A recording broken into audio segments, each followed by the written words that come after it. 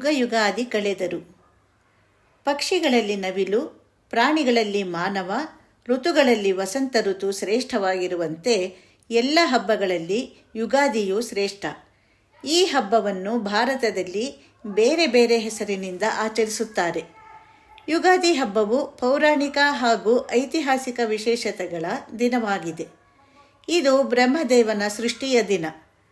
ಚೈತ್ರ ಶುದ್ಧ ಪಾಡ್ಯದಂದು ಸೂರ್ಯೋದಯವಾಗುತ್ತಿರುವಾಗ ಬ್ರಹ್ಮನು ವಿಶ್ವವನ್ನು ಸೃಷ್ಟಿಸಿದನೆಂದು, ಅಂದಿನಿಂದ ಕಾಲಗಣನೆಗಾಗಿ ಗ್ರಹ, ನಕ್ಷತ್ರ, ಮಾಸ, ಋತು, ವರ್ಷ ಇವುಗಳನ್ನು ಏರ್ಪಡಿಸಿದನೆಂದು ವ್ರತಖಂಡದಲ್ಲಿ ಮತ್ತು ಪುರಾಣಗಳಲ್ಲಿ ಉಲ್ಲೇಖವಿದೆ. ಪಂಚಾಂಗಗಳು ಇದನ್ನೇ ಹೇಳುತ್ತವೆ. ವೇದಗಳ ಕಾಲದಿಂದಲೂ ಯುಗಾದಿಯ ಮಹಿಮೆ ಇದೆ. ಎಲ್ಲ ಶಾಸ್ತ್ರಗಳು ಹಾಗೂ ಪೌರಾಣಿಕ ಗ್ರಂಥಗಳಲ್ಲಿ ಯುಗಾದಿಯನ್ನು ಕುರಿತು ಹೇಳಲಾಗಿದೆ. ಶ್ರೀರಾಮನು ರಾವಣನನ್ನು ಸಂಹರಿಸಿ ಬಂದಾಗ ಅಯೋಧ್ಯೆಯಲ್ಲಿ ಶ್ರೀರಾಮನ ಪಟ್ಟಾಭಿಷೇಕವಾದ ದಿನವನ್ನು ಯುಗಾದಿ ಎಂದು ಹೇಳಲಾಗಿದೆ. ಮಹಾಭಾರತದಲ್ಲಿ ಬರುವ ಚೇದಿ ರಾಜ್ಯದ ಅರಸು ವಸುವಿನ ಉಗ್ರ ತಪಸ್ಸಿಗೆ ಮೆಚ್ಚಿದ ಇಂದ್ರನು ವೈಜಯಂತಿ ಮಾಲೆಯನ್ನು ಅವನಿಗೆ ಕೊಟ್ಟು ಚಿನ್ನದ ಕಲಶವುಳ್ಳ ಚಕ್ರಾಧಿಪತ್ಯದ ಧ್ವಜವನ್ನು ರಾಜನ ತಲೆಯ ಮೇಲೆ ಇಟ್ಟಿರುವ ದಿನವನ್ನು ಸಹ ಯುಗಾದಿ ಎಂದು ಹೇಳಲಾಗಿದೆ. ದಕ್ಷಿಣ ಭಾರತವನ್ನು ಆಳಿದ ಶಾಲಿವಾಹನನು ಚೈತ್ರ ಶುದ್ಧ ಪಾಡ್ಯಮಿಯೆಂದು ಶಾಲಿವಾಹನ ರಾಜ ಸಿಂಹಾಸನಾರೂಢನಾದನೆಂದು, ಆಗಿನಿಂದ ಶಾಲಿವಾಹನ ಶಕೆ ಆರಂಭವಾಯಿತೆಂದು ಹೇಳಲಾಗುತ್ತದೆ. ಹಿಂದೂಗಳು ಶಾಲಿವಾಹನ ಶಕೆಯ ಸಂವತ್ಸರಗಳನ್ನಾಧರಿಸಿ ಆಯಾ ಸಂವತ್ಸರವನ್ನು ಚೈತ್ರ ಮಾಸದ ಪ್ರತಿಪದದಿಂದ ಆರಂಭಿಸುತ್ತಾರೆ. ಯುಗಾದಿಯು ಚಾಂದ್ರಮಾನದ ಸಂವತ್ಸರದ ಆರಂಭದ ದಿನ. ವರಾಹ ಮಿಹಿರಾಚಾರ್ಯನು ವರ್ಷಾರಂಭವನ್ನು ಚೈತ್ರ ಮಾಸವೆಂದು ಹೇಳಿದ್ದಾನೆ.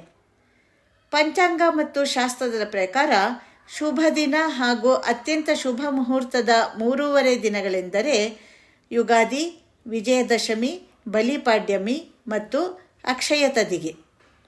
ಅದರಲ್ಲಿ ಯುಗಾದಿ ಅತಿ ಶ್ರೇಷ್ಠ ಮುಹೂರ್ತವೆಂದು ಭಾರತೀಯರು ನಂಬಿದ್ದಾರೆ.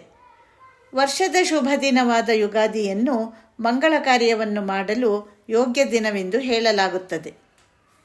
ಯುಗಾದಿ ಹಬ್ಬವನ್ನು ಚಾಂದ್ರಮಾನ ಯುಗಾದಿ ಹಾಗೂ ಸೌರಮಾನ ಯುಗಾದಿ ಎಂದು 2 ರೀತಿಯಲ್ಲಿ ಆಚರಣೆ ಮಾಡುತ್ತಾರೆ.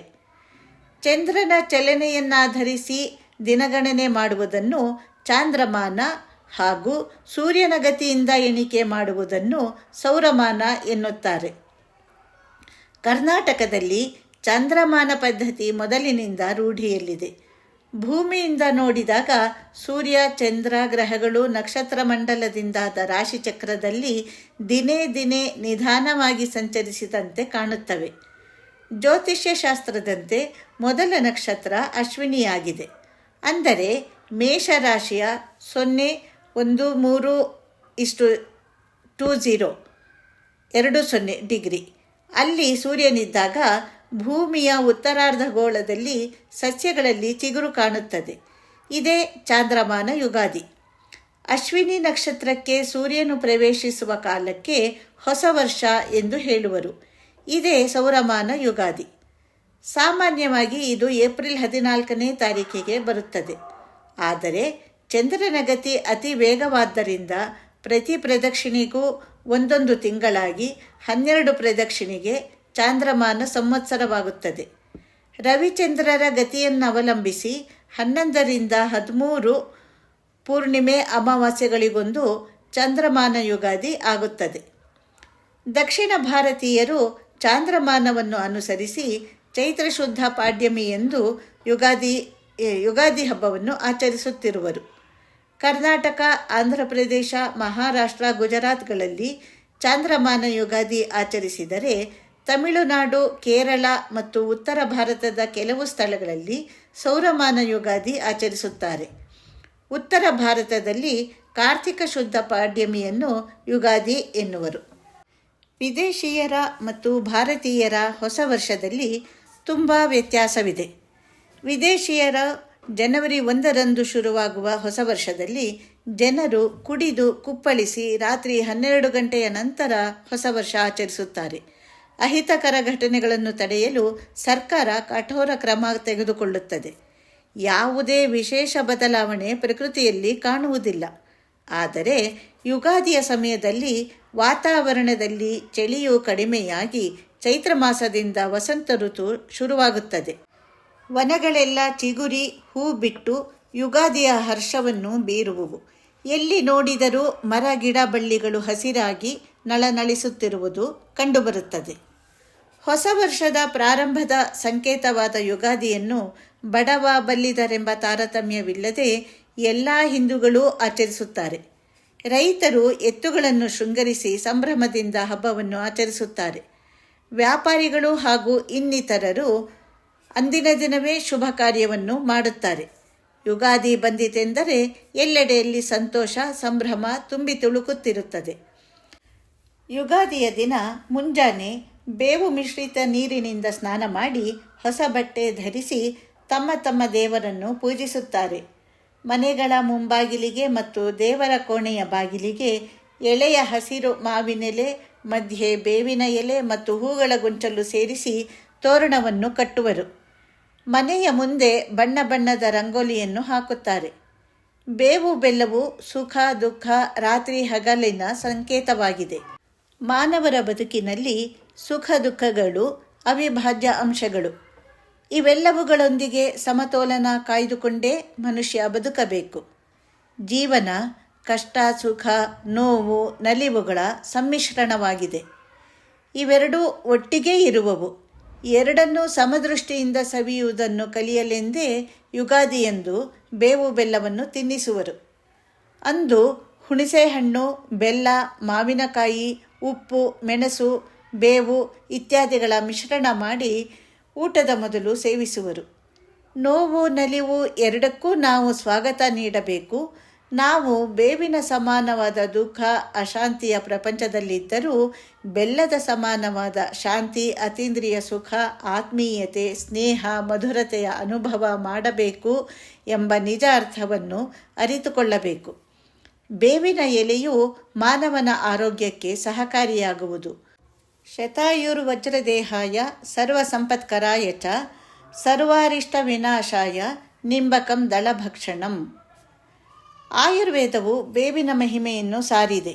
ಅದರರ್ಥ 100 ವರ್ಷಗಳ ಆಯುಷ್ಯ ಸದೃಢ ಆರೋಗ್ಯ ಸಕಲ ಸಂಪತ್ತುಗಳ ಪ್ರಾಪ್ತಿಗಾಗಿಯೂ ಸಕಲ ಅನಿಷ್ಟ ನಿವಾರಣೆಗಾಗಿಯೂ ಬೇವು ಬೆಲ್ಲ ಸೇವನೆ ಮಾಡಬೇಕು ಎಂದು ಹೇಳಲಾಗಿದೆ. ಯುಗಾದಿಯಂದು ಇಷ್ಟ ದೇವತೆಯ ಪೂಜೆ ಮಾಡುವರು. ಆ ದಿನ ದೇವಾಲಯಗಳಲ್ಲಿ ವಿಶೇಷ ಪೂಜೆ ನಡೆಯುತ್ತದೆ. ಕೆಲವು ಊರುಗಳಲ್ಲಿ ಪಂಚಾಂಗ ಶ್ರವಣವನ್ನು ಏರ್ಪಡಿಸುವರು. ಎಲ್ಲ ರಾಶಿಗಳ ಫಲಾಫಲಗಳನ್ನು ವಿವರಿಸುವರು. ಪ್ರತಿ ವರ್ಷದಲ್ಲೂ ಬರುವ ಕಷ್ಟ ನಷ್ಟ ಮಳೆ ಬೆಳೆ ವಿಚಾರವನ್ನು ಜನರು ವರ್ಷದ ಪ್ರಾರಂಭದಲ್ಲೇ ತಿಳಿದುಕೊಳ್ಳಬಹುದು. ಪಂಚಾಂಗ ಕೇಳುವುದರಿಂದ ಮಾನವನ ಆಯುಷ್ಯ ಹೆಚ್ಚಾಗುತ್ತದೆ. ರೋಗ ಪಾಪಗಳು ನಾಶವಾಗಿ ಗಂಗಾ ಸ್ನಾನ ಮಾಡಿದಷ್ಟು ಫಲ ಸಿಗುತ್ತದೆ ಎಂದು ಹೇಳಲಾಗುತ್ತದೆ. ಅಷ್ಟೇ ಅಲ್ಲದೆ ನವಗ್ರಹ ಪೂಜೆಗಳನ್ನು ಮಾಡುವರು ಹಾಗೂ ದಾನ ಮಾಡುವ ಸಂಪ್ರದಾಯಗಳು ಉಂಟು. ಗುಜರಾತ್ ಮತ್ತು ಮಹಾರಾಷ್ಟ್ರದಲ್ಲಿ ಯುಗಾದಿಯ ದಿನ ಪ್ರತಿಯೊಂದು ಮನೆಯ ಮುಂದೆಯೂ ಗುಡಿಯನ್ನು ನಿಲ್ಲಿಸುವ ಪದ್ಧತಿ ಇರುವುದರಿಂದ ಯುಗಾದಿಯನ್ನು ಗುಡಿಪಾಡಪ ಎಂದು ಕರೆಯುವರು. ಗುಡಿ ಎಂದರೆ ಧ್ವಜ. ಒಂದು ಕೋಲಿನ ತುದಿಗೆ ರೇಷ್ಮೆ ಬಟ್ಟೆ ಏರಿಸಿ ಅದರ ಮೇಲೆ ಬೆಳ್ಳಿ ಅಥವಾ ಹಿತ್ತಾಳೆಯ ಸಣ್ಣ ಬಿಂದಿಗೆಯನ್ನು ಕಟ್ಟಿ ಮೇವು ಮತ್ತು ಮಾವಿನ ಎಲೆಗಳಿಂದ ಅಲಂಕರಿಸುವರು. ಮಹಾಭಾರತದಲ್ಲಿ ಇದರ ಪ್ರಸ್ತಾಪವಿದೆ. ಅಂದು ಪೂರಣ ಪೋಳಿ ಸಿಹಿಯನ್ನು ಮಾಡುವರು. ಕರ್ನಾಟಕದಲ್ಲಿ ಹೋಳಿಗೆ, ಆಂಧ್ರದಲ್ಲಿ ಒಬ್ಬಟ್ಟು ಮಾಡುವ ಪದ್ಧತಿ ಇದೆ. ಕರಾವಳಿಯಲ್ಲಿ ಖಣಿ ಇಡುವ ಸಂಪ್ರದಾಯವಿದೆ. ಬಾಳೆ ಎಲೆಯ ಮೇಲೆ ಅಕ್ಕಿ ಹಾಕಿ ತೆಂಗಿನಕಾಯಿ ಸೌತೆಕಾಯಿ ಹೊಸ ಬಟ್ಟೆ ರವಿಕೆ ಕಣ ಚಿನ್ನ ಭತ್ತದ ತೆನೆ ಹಣ್ಣು ಹಂಪಲು ದೇವರ ಪ್ರತಿಮೆ ಜೋಡಿಸಿ ಒಂದು ಕನ್ನಡಿ ಮುಂದೆ ದೇವರು ಸಮೇತ ಎಲ್ಲವೂ ಕಾಣುವಂತೆ ಇಡುತ್ತಾರೆ.